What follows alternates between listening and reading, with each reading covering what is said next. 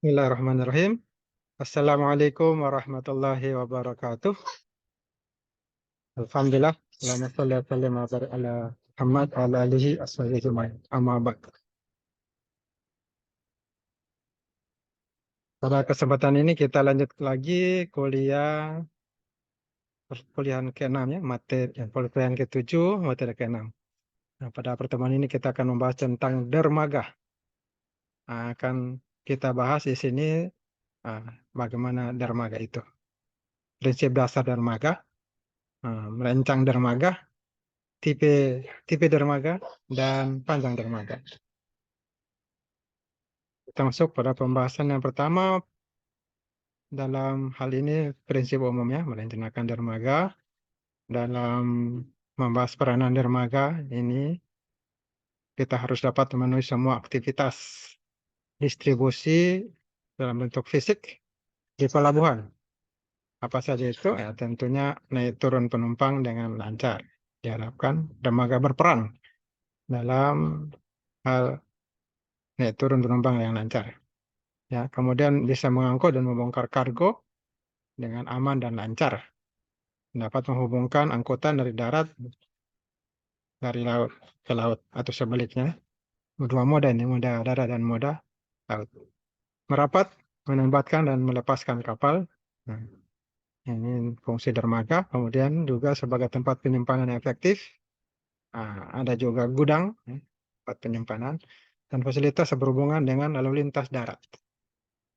Dalam merancang dermaga, perlu diperhatikan dimensi dermaga, yang mana dimensinya ditentukan oleh jenis, ukuran, dan jumlah kapal yang menggunakan dermaga tersebut.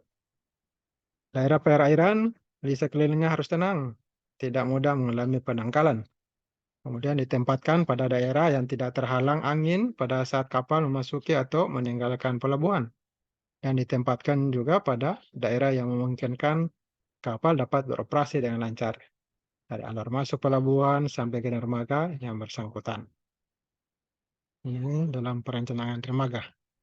Begitu pula lokasi dermaga harus berada dalam koordinasi dengan rencana pemanfaatan lahan untuk area-area di sekelilingnya. Begitu juga dermaga ini harus ditempatkan pada area dengan akses lalu lintas dan fasilitas penyimpanan yang baik. Nah, dermaga juga ini harus dikonstruksikan dengan cara yang mudah, kuat dan murah konstruksinya. Dan lokasi dermaga harus memungkinkan untuk pertumbuhan dan perkembangan lebih lanjut. Nah, untuk tipe-tipe dermaga ada 3 tipe. Ada tipe paralel, wharf, ada tipe pier. Nah, ini untuk 2 tipe ini yang dibahas di sini. Tipe pertama, tipe paralel wharf, di mana dermaga ini sejajar di garis pantai, berimpit dengan garis pantai. Kalau tipe pier dibangun menjorok ke laut, ya, tegak lurus atau membentuk sudut terhadap garis pantai. Jadi kita lihat ini tipe paralel, ya, ada tipe general, tipe umum, ada tipe L, nah ini tipe paralel, tipe T ini masuk paralel, nah ini juga attached, tipe paralel, sejajar garis pantai. Kalau tipe pier, nah ini dia, ya, agak menjorok ke arah laut, tegak lurus, membentuk sudut terhadap garis pantai. Menjorok ke laut ini, vertikal atau horizontal.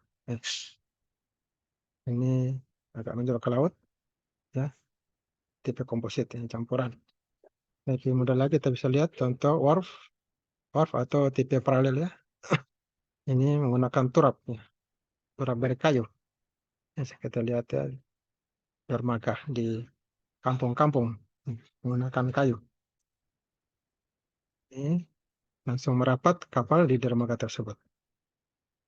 Tipe pier ini jeti ini agak menjorok ke laut. Ini kita lihat di pelabuhan Tanjung ya, di Longkabila. Pelabuhan feri, nah, sama kan pelabuhan feri begini.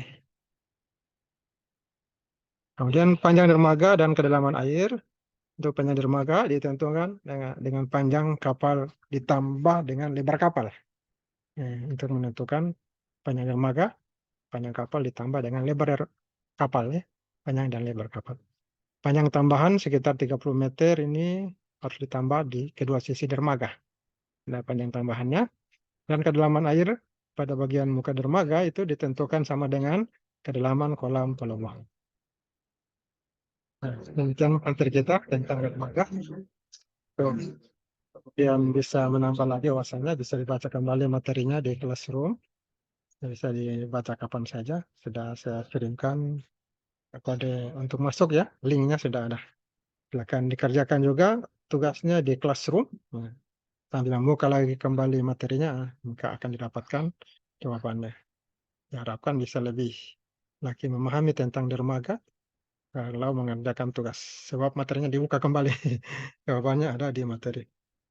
Nah, kemudian kita lanjut ke materi pengembangan karakter. Apa karakter Anda dari Nabi Lut alaihissalam? Nah, ini diarahkan pendidikan kita juga membentuk karakternya.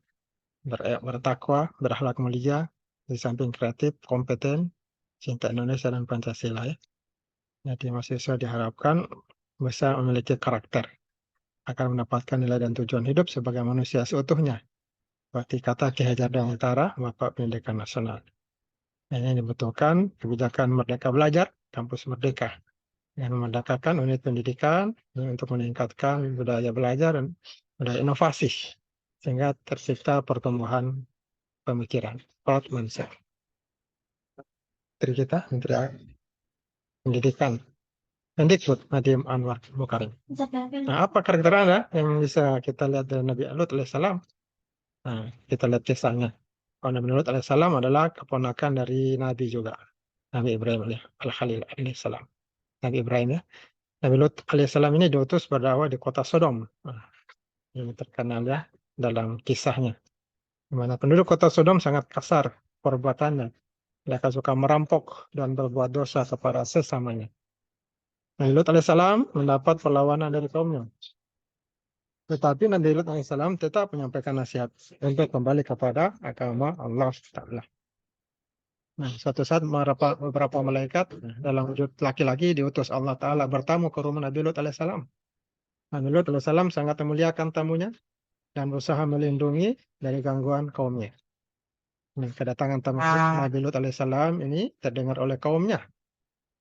Beberapa dari mereka datang ke rumahnya untuk mengganggu yang hendak berbuat dosa. Nah, malaikat yang diutus tersebut yang berwujud manusia berkata kepada Nabi Lut alaihissalam, mereka menyampaikan pesan bahwa kami datang membawa azab dari Allah Ta'ala dan pergilah bersama keluargamu pada akhir malam. Jadi dibawakan pesan sehingga Nabi Lut dan kaumnya keluarganya pergi dan beriman tentunya. Maka sadaqallahul azim, benar Allah yang benar janji Allah Ta'ala pada waktu subuh mereka ditimpa badai dan hujan batu itu. Kemudian mereka dibalikan ke dalam bumi, likuifaksi. Segala puji Allah Ta'ala, ternyata Nabi Lut alaihissalam bersama pengikutnya beriman selamat sebelum matahari terbenam. Nah, apa hikmah yang kita ambil? Pelajaran karakter, mahasiswa harus saling memberi nasihat kebaikan, selalu berusaha menjauhi perbuatan buruk.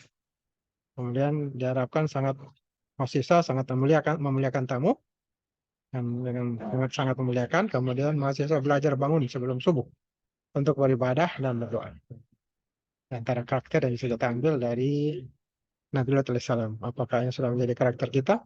Jadi kita sesuaikan, kita amalkan sesuai kemampuan kita dalam karakter yang baik. Kami bentuk akhlak yang baik ya.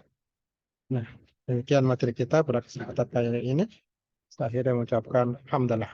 Alhamdulillah ya rabbil alamin. Subhanakallahumma bihamdik asyhadu an la ilaha illa anta astaghfiruka wa atubu ilaik. Allahumma salli ala Islam, astagfirullah. Assalamualaikum warahmatullahi wabarakatuh.